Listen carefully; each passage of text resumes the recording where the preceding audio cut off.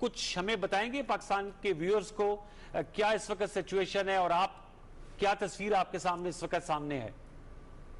देखिए, अमेरिका के हिसाब से तो ये है कि इस वक्त अमेरिका में पीक की तरफ जो है लगता ये है कि पीक अभी आई हो या ना आई हो, लेकिन उसके करीब है। अब जो नंबर्स हैं वो बहुत बहुत दर्दनाक किस्म के हैं। बिल्कुल। और सिर्फ न्यूयॉर्क में तो बहुत ही ज्यादा बुरे हाल है, लेकिन अब हम दूसरे इलाकों में, इंक्लूडिंग जहां मैं हूं बॉस्टन में, उन नंबर्स को बढ़ता हुआ देख रहे हैं। अमेरिका क्योंकि बड़ा इतना है, इसलिए लगता यह है कि यहाँ पीक 2-3 बार आएगी, मुख्तलिफ इलाकों में मुख्तलिफ टाइम पे आएगी।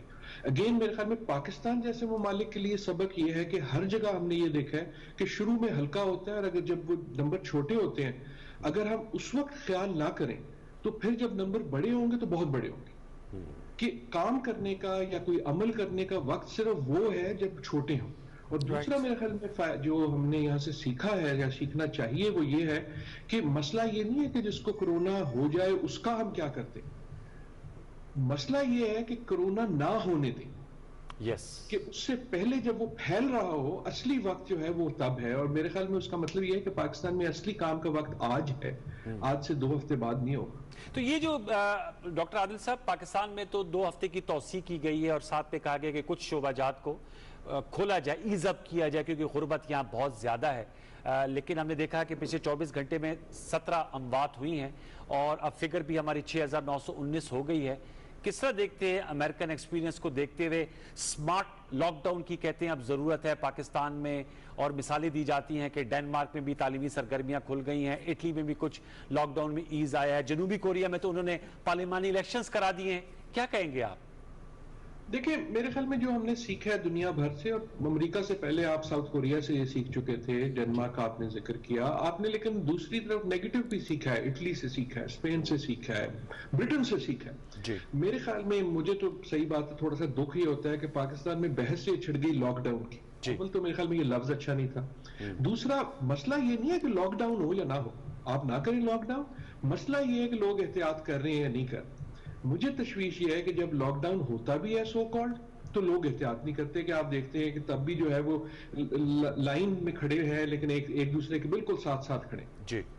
मसला ये नहीं है कि आप गवर्नमेंट रूल क्या बनाती है। अगर आप दुकानें खुली रखें, अगर आप दफ्तर भी खुले रखें, लेकिन उसमें एहतियात करें, तो फिर ठीक है। मैं आपको एक बड़ी छोटी सी मिसाल देता हूं कि यहाँ अमेरिका में जो है, और दूसरे मुल्कों में भी हमने देखा, जो सुपरमार्केट होती है, जो ग्रोसरी की बड़ी बड़ी दुकानें होती हैं, वो खुली होती हैं क्योंकि जरूरत होती है लोगों को। यार आपने आटा भी लेना, चावल भी लेना, चीनी भी लेनी है, तो कैसे लेंगे?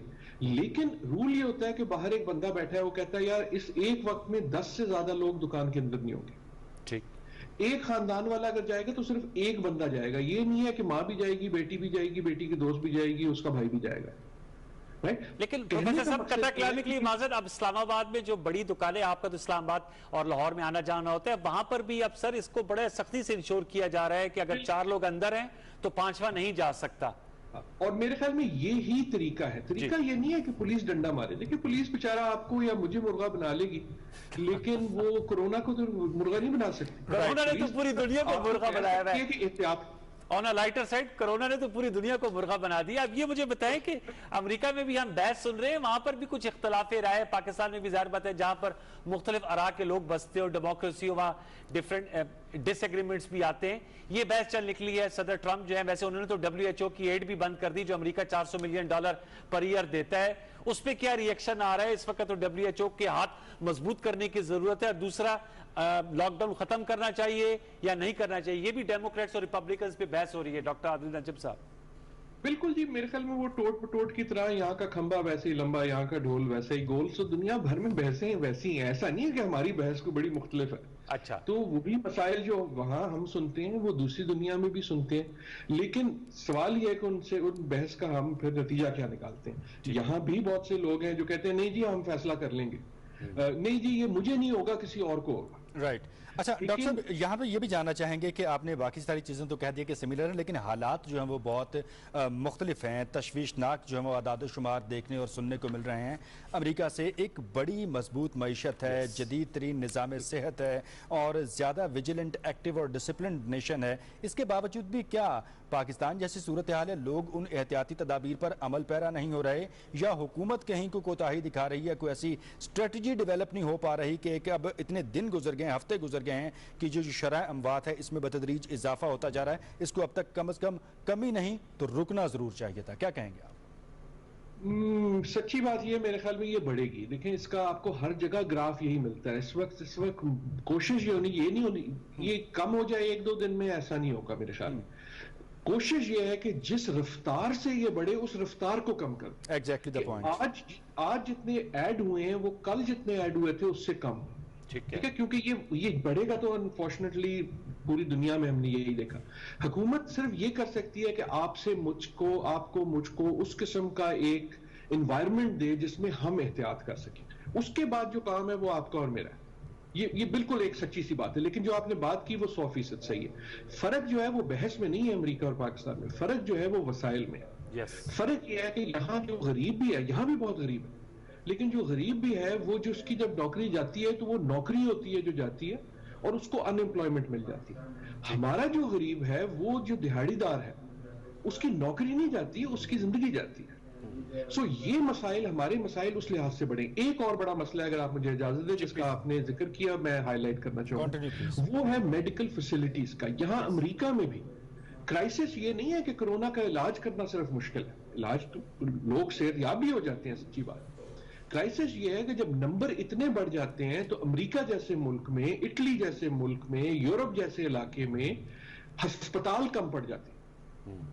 तो पाकिस्तान में जहां पहले ही आपके पास वसाइल कम है, पहले ही हेल्थ सिस्टम खराब है, तो इतना बड़ा जब रेला आता है, प्रेशर आता है, तो हम बर्दाश्त नहीं कर सकते। और आखिरी बात यह कि यह भी याद रखें कि सिर्फ मसला ये नहीं है कि जिसको कोरोना हो गया, जब मेडिकल सिस्टम पे प्रेशर पड़ा तो जिसको दूसरी बीमारियां हैं, जिसको दिल का दौरा पड़ रहा है, जिस बेचारे को शुगर का है या कोई और है, उसके पास जो हेल्थ की फैसिलिटीज है वो भी कम हो जाएगी ना, क्योंकि सारा का सारा सिस्टम पड़ गया कोरोना के पीछे। आपने बिल्कुल सही कहा कि ओपीडीज यहाँ पर बंद है, और आपने बिल्कुल ठीक कहा कि उसकी वजह से जो बहुत से जिनको दिल का आर्जा है या गुर्दों की तकलीफ है, उनको डायलिसिस कराना है या और आपको प्रॉब्लम्स होती हैं, उसमें दिक्कतें आ रही हैं। ये बताइएगा कि वो मैंने सवाल किया था, WHO की फंडिंग क्यों कर सदर डोनाल्ड ट्रंप ने रोक ली? क्या उन पे क्रिटिसिज्म आ रहा था, उसको डिफ्लेक्ट करने के लिए मेजर ली गई है जो $400 मिलियन पर ईयर अमेरिका देता है, और इस पे क्या रिएक्शन आ रहा है अमेरिका में?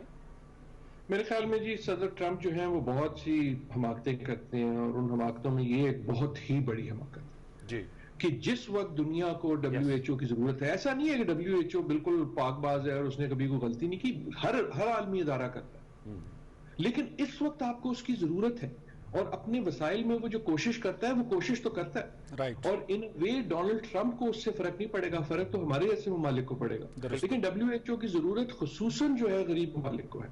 तो क्रिटिसिज्म आ रहा है, डोनाल्ड ट्रंप पे भी आ रहा है, ये एक सियासी फैसला था, आई होप वो वापस ले लेंगे, लेकिन डोनाल्ड ट्रंप।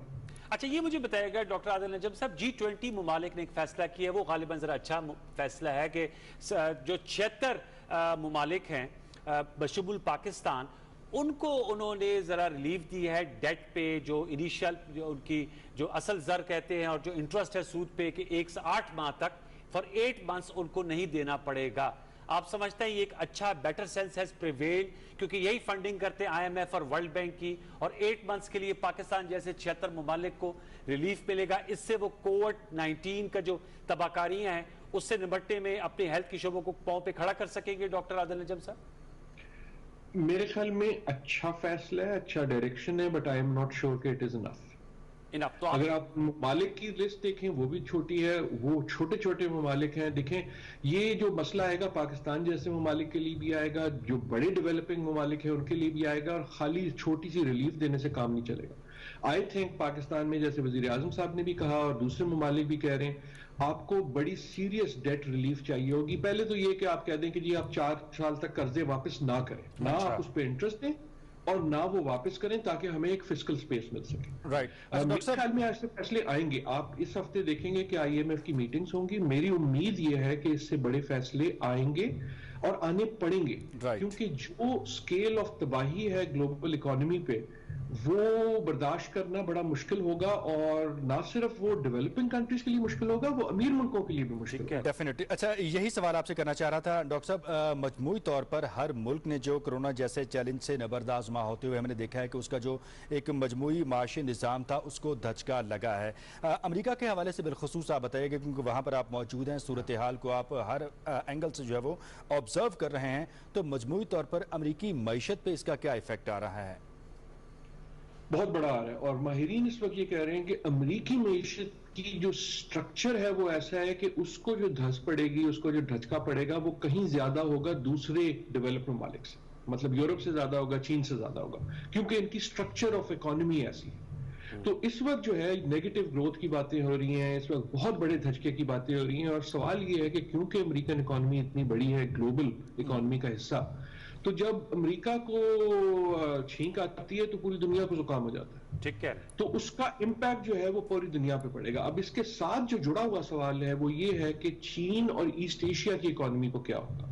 अगर हम ऐसा देखते हैं कि अमेरिका की इकोनॉमी को बहुत बड़ी जरूरत पड़ती है, लेकिन फॉर एग्जांपल चीन को धचका पड़ता है लेकिन उतना बड़ा नहीं पड़ता, तो चीन इस वक्त कैश रिच है, तो आप फिर एक ग्लोबल इकोनॉमी में भी और ग्लोबल पॉलिटिक्स में भी एक शिफ्ट ये देखेंगे कि जो होता है क्रेडिटर ऑफ लास्ट रिजॉर्ट, जिसके पास सब जाते हैं मदद मांगने, वो अमेरिका कम हो जाएगा और चीन ज्यादा हो जाएगा।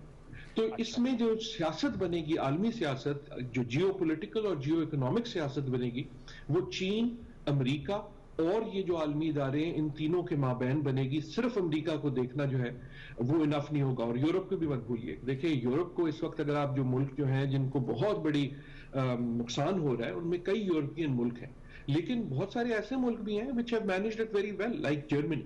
तो सवाल यह है कि जब ये खत्म हो जाएगा तो कौन जो है निस्बतन अच्छी हालत में खड़ा होगा, और उससे एक नई इकोनॉमी बनेगी आलमी सतह पे। अच्छा, ये बताइए, अमेरिका ने $2.2 ट्रिलियन का स्टिमुलस पैकेज दिया है, तो आप समझते हैं उससे इकोनॉमी में, जो आप बता रहे हैं कि अमेरिका में जाहिर बात है उसका इम्पैक्ट ज्यादा आ रहा है, और correct me if I am not correct, के 2 करोड़ से ज्यादा लोगों ने अप्लाई कर दिया सोशल सिक्योरिटी के लिए अमेरिका में, और जॉब्स बहुत सी लोगों की जा रही हैं, और जॉब पे कट्स भी लग रहे हैं। तो ये स्टिमुलस पैकेज आप समझते हैं इससे स्टिमुलेट कर पाएंगे इकोनॉमी को? $2.2 ट्रिलियन? देखिए बिल्कुल बहुत बड़ा पैकेज है, और इससे 2 नतीजे निकलते हैं। पहला तो ये कि इसको वो कह रहे हैं स्टिमुलस पैकेज, लेकिन माहिरीन ये कह रहे हैं कि ये स्टिमुलस पैकेज नहीं है, सर्वाइवल पैकेज है। मतलब ये कि स्टिमुलस पैकेज होता है कि हालात बुरे हुए, आपने लोगों को पैसे बांट दिए, लोगों ने जाके चीजें खरीदी, इकोनॉमी को एक तरह से उन्होंने फिर से उठा दी। इस वक्त जो आपको $1200 का चेक वो भेज रहे हैं हर एम्प्लॉई को, अच्छा, या बहुत से एम्प्लॉइज को, उससे सर्वाइवल ज्यादा हो रहा है, क्योंकि ये क्राइसिस अभी खत्म नहीं हुआ। तो सवाल ये है कि अगर ये क्राइसिस बढ़ता गया तो फिर और कितना देना होगा। दूसरा जो सबक है वो मेरे ख्याल में अमेरिका के लिए भी अहम है, दुनिया के लिए भी अहम है, कि देखें जो हमें मजबूरी में अमेरिका को $2 ट्रिलियन देना पड़ा, अगर ये अमेरिकन इस वक्त ये कह रहे हैं कि यही $2 ट्रिलियन अगर हम अच्छे जमाने में अपने हेल्थ सिस्टम पे लगा देते, यस, तो फिर कितना फायदा। अगर हम ह्यूमन सिक्योरिटी को वैसे ही सोचते, और मेरे ख्याल में ये बात दुनिया भर में अब सोची जाएगी कि जो हमें नुकसान हुआ इस पैंडेमिक से, जो हमें पता था कि ऐसा आएगा, ऐसा नहीं है कि ये बिल्कुल सरप्राइजिंग आ गया। देखिए ना, आपके माहिरीन कह रहे थे ये नहीं पता कब आएगा, कैसे आएगा, लेकिन ये पता है कि आएगा। आपको ये भी पता है कि क्लाइमेट चेंज आएगी। तो ये जो हम जिस चीजों को हम इग्नोर करते रहते हैं, और जब होती हैं तो उनकी कीमत इतनी ज्यादा होती है, क्या हमें ये जहानत, ये विजडम आ सकता है कि हम बजाय इंतजार करें 2 ट्रिलियन खर्च करने का, आधा ट्रिलियन पहले खर्च करके बेहतर अपनी हेल्थ सिस्टम कर लें? और यही सवाल अमेरिका का है, यही सवाल जर्मनी का है, यही चीन का और पाकिस्तान। आपने बहुत अहम नुक्ता उठाया। ये मुझे बताइएगा, क्या वहां ये बहस हो रही है कि ये अमेरिका को तो हम यहाँ बैठ के, और वैसे भी जाहिर बात है वर्ल्ड लीडर हम मानते हैं, क्योंकि उनकी इकोनॉमी जिस तरह है, जिस तरह एंटरप्रेन्योरशिप होती है, जिस तरह और इंटेलेक्चुअल राइट्स जो भी उनका होता है, हॉलीवुड है, सब कुछ है, पैसा है, मिलिट्री माइट है, कि अमेरिका इतना बेबस दिखाई देगा। वो जो इनविंसिबिलिटी है वो दैट इज प्रूवन रॉन्ग।